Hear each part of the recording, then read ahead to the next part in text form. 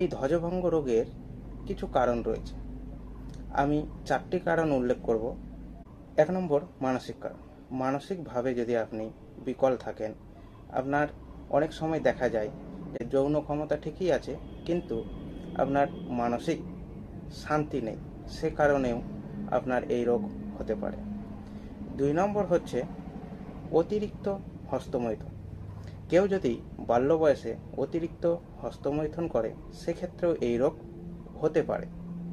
3 নম্বর হচ্ছে অনেক সময় তার যৌন চাহিদা হয়তো একটু কমেছে, কিন্তু সে নিজেকে ভাবে যে আমার যৌন চাহিদা একেবারেই নেই, এক্ষেত্রেও এই রোগ হতে পারে।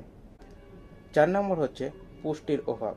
যদি আপনার শরীরে ভিটামিনস, প্রোটিনস এইসবের ঘাটতি থাকে, সেক্ষেত্রেও আপনার এই রোগ দেখা দিতে পারে।